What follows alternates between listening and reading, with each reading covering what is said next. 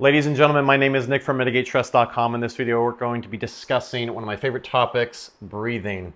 There are so many different controversial styles and techniques on this topic that it kind of makes it hard to navigate in today's world. For example, the Buteyko method and the Wim Hof method are complete opposites. The Buteyko method is about retaining as much CO2 as possible, which is what we believe in. Then the Wim Hof method is literally the opposite, and that's about expelling as much CO2 as possible.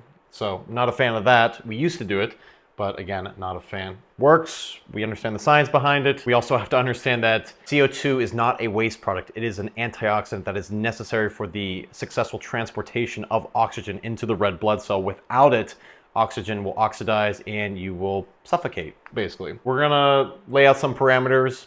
We're not going to spend too much time dissecting each and every method, whether it's yogi breathing, belly breathing, box breathing, too much. So let's get started. So time, a basic time to start with is basically box breathing. That's just, you're going to inhale for 5 to 10 seconds, hold it, 5 to 10, exhale, 5 to 10 seconds, and then hold again for 5 to 10 seconds. Eventually, as you get better, as you progress, you do this daily for 10 minutes a day is fine, as a little breathing meditation training. You can work up to 15 seconds, 20 seconds. That's pretty tough, but that's a good goal to have. The Buteyko method is pretty similar. It's just, you're not really holding it per se. You're just doing a constant breathing through the nose. And like Buteyko suggests, it's as if the air that's coming through your nose is moving so slow that the hairs in your nostrils are not even moving at all. That's how slow you want to go. The point where you don't even look like you're breathing at all. And we're not trying to breathe through our neck, and we're not trying to breathe through our belly, at least the majority of the time. Instead, we want to breathe through our nose, and we want to have 360 rib expansion. Why? Because your lungs are in your ribs. Why would you not want to breathe in your lungs, right? 360 rib expansion looks like this. You got to create space first, and we're going to talk about some techniques and tools to use to help create space, to help give you guys better posture so you can stop suffocating and start breathing more. So we're going to dive into that a little bit more, but rib expansion is all about getting tall.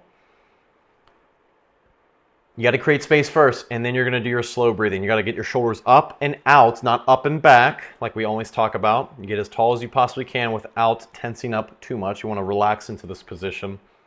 And you want to imagine, you always got to visualize in your head that your ribs are literally expanding. So you're going to be breathing into your back, your mid-back, your upper chest, your ribs down here, your upper belly specifically. And if you want to achieve this a little bit easier, sometimes I like to suck my tummy in like this without breathing through my neck. And that's going to help really drill that breathing into the upper back, and you're going to feel a huge expansion in your rib cage. So that's ideal, obviously, because that's where the lungs are. So again, back to box breathing. I'm kind of all over the place here, but it'll make sense soon. Box breathing, again, it's a great thing to start with. You got inhale, hold, exhale, hold, whatever time. Make sure you progress, improve every day. Or we have the Buteyko method, which is 30 to 60 seconds per breath, going as slow as you possibly can through the nose, looking like you're barely even breathing. And then at the end of the Buteyko method, they suggest that you initiate some kind of hold where you literally just exhale and then you just hold it and you time yourself. I think I started with like 20 seconds or something. It's pathetic. And then I worked up to like 30, 40, and then eventually like 60 seconds plus. And that's what you want to do. You want to get better at being able to not only retain CO2, but just hold your breath, right? So technique, again, nasal breathing. We already just talked about that, through the nose, not through the mouth. This is going to affect our posture. This is going to affect the transfer of oxygen and CO2, the exchange, but it's also going to affect our structure of our jaw, our facial development, any asymmetries. It's very important that we do not breathe through our mouth, at least the majority of the time. Again, there are exceptions. It's not wrong to breathe through our belly. It's not wrong per se to breathe through our mouth. We can do it. It's just, again, the majority of the time we should be breathing through our nose. We should be getting rib expansion instead of belly expansion. So structure, again, rib expansion, not the neck. You shouldn't be breathing tensing up the neck, and you shouldn't be breathing in the belly. But sometimes I do like to play with the belly breathing. So sometimes I like to relax my PC muscles as if I'm taking a number 2 and pushing out down here, my pelvic floor. And then I want to breathe through that, or I can pull in with my pelvic floor. and breathe through that. And breathe basically as low as I possibly can into my pelvis. Because the pelvis lacks blood flow. It's very calcified. It's very dehydrated like we always talk about. But the rib cage is as well. So we want both. But sometimes the pelvic region needs that surge of blood because every extremity below that is being affected because a lot of blood can't pass through the pelvis as efficiently because, again, it's so dehydrated, it's so restricted. So sometimes you can, as you're laying down or something, you get as tall as you can, you do a couple rib breaths techniques, and you do your Buteyko method maybe for 10 minutes, and then at the end you can try focusing on getting some lower belly expansion into the pelvic region. Or you can also try getting some upper belly expansion, which is basically rib expansion. So that being said, let me show you another technique. I actually got this from a trainer, Patrick Cochran. It was a great technique. And basically, you get as tall as you can, and you push your belly out as hard as you can. And as you get taller and you push your belly out, it makes it way harder. And then as you push out, you're going to breathe into that upper belly. And as you exhale, you're going to hold that new expansion.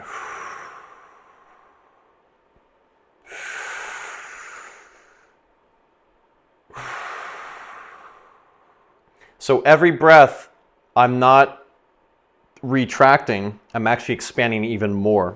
As in, when I exhale, I don't retract. I hold that new expansion that I achieved through that breath.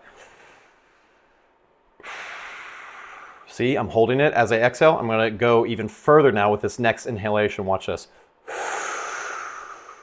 And it's hard to make a big belly when you're tall. You can do it all day like this, but we're not trying to do that. We're trying to get tall.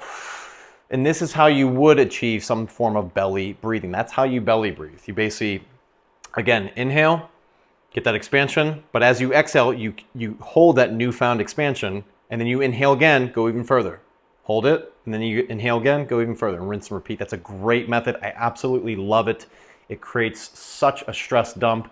You will love it too. Again, the majority of your breathing should always be through the nose, through the ribs, creating 360 expansion. You can also hyper-focus your breathing into the back, into the upper back. Again, sucking the tummy in. Just make sure that you're never really breathing through the neck. You can also even breathe through your skull. There's so many different methods and techniques that we love, but again, we want to make sure that you follow the parameters of what you should be doing the majority of the time. So back to everything, recap, we got box breathing, love it. It's a very basic method. We got the Buteyko method, slow 30 to 60 seconds per breath. We do the holds at the end. You can record your time with both of these techniques and you can get better every single day. You can use this as a form of meditation, 10 to 15 minutes a day. Maybe when you wake up, you can practice and focus on your breath. Breathing is a great form of relaxing because it allows you to focus on something and you're just going super slow. Whereas the Wim Hof method, we do not have it listed here. We're just not a fan. We do not believe you should be expelling that much CO2 because, again, CO2 is such a necessary component when it comes to oxygen exchange or a CO2 exchange, whatever you want to call it. What do we do? I'm going to give you, let's say, 3 exercises. Let's start with that. So we have our basic trigger point. We're just going to say trigger point the abs, the whole abdominal cavity, the entire thing. You can also do the pecs. You can also do the pecs, you can also do the neck, you can also do anywhere on the back, but let's focus primarily on the upper abs, the middle abs, the obliques, as well as the psoas in the intestinal region. You're going to use a softball or a larger softball. Pretty simple. And you're going to practice your breathing techniques, breathing into the ball as well. And that will just help give you some feedback. The ball will act as a feedback mechanism that will allow you to really pinpoint how to direct your breath more accurately, because ideally that's what you want to become, is very accurate with your breath, be able to position it anywhere. And all these things are great, but I do want to say one thing: structure trumps everything. All the techniques are great, they're important, it's very important to breathe through your nose and all that stuff, but your structure is the most impactful when it comes to your breath. In fact, I've been on walks and runs where I've had such a significant elevation in my posture and such an efficient rotation occurring that I was just breathing automatically, and it was so relaxing. I want you guys to get to that point as well. So again, trigger points, we're gonna just do the entire abdominal region. I'd say 10 minutes each side. Spend a good deal of time and go as deep as you possibly can. We're looking for, again, a softball or a bigger softball because we want a more dull, achy sensation, nothing too sharp. Number 2, we're going to have a video on this separately.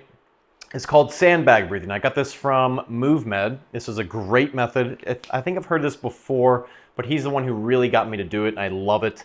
Basically, you just take a sandbag that's like a 200 or 150, and you just lay down and you put it on your chest, and you're going to practice basically weightlifting for your breath. There's really not too much to it, but there is, because you want to resist the stress. You want to not get stressed with this massive weight on you, and it's great practice.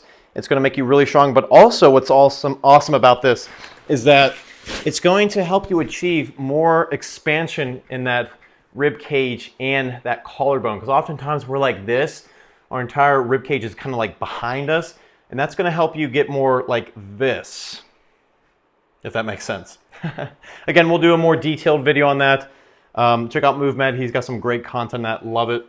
So that's number 2. We're going to call that sandbag breathing. Super stress relieving.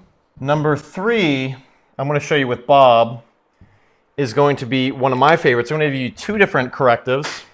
So number 3, what we're going to be doing is we're trying to engage the lats to literally lift up our posture. So our shoulders, our lats, and we're lifting up. You can do this on a whiteboard like this. You can do this on Bob like this. Whatever height. I like to get a little bit taller, and basically what I'm doing is I'm pulling, but I'm not really going anywhere. I'm literally just pulling, using my lats to literally lift my rib cage off of my pelvis. And then as I'm doing that, we can just literally stand up as tall as we possibly can. That works too. And practice our breathing here. That's awesome. But we can also sit the butt back as well. And so we do basically a 1-2 combo. Try this. So we go as tall as we can. Use our lats to lift that rib cage up. You should feel a nice stretch in the abdominal region. You can also arch the lower back to stretch abdominals. And then we sit the butt back as well. And pull with the lats. Use our lats to stretch. You should be feeling a deep stretch in that abdominal region. And when you finish, you should feel a lot taller. It should feel effortless. I want you guys to try that every single day before your walk, and your walks will feel so much better. So hopefully you like this video. Again, we just finished with what do? You do your abdominal trigger points. You do your sandbag breathing. You do that corrective I just showed you. You can do that for 5 to 10 minutes every day, every other day. That one is going to help so much. Also, feel free to download our CDR routine. I think we're going to be changing it to the recovery routine because it makes more sense. It's more clear. And then we're also going to be coming out with our hips and ribs guide. We might call that the walking guide. We got to figure the names out, but we're going to have a free guide, a paid guide.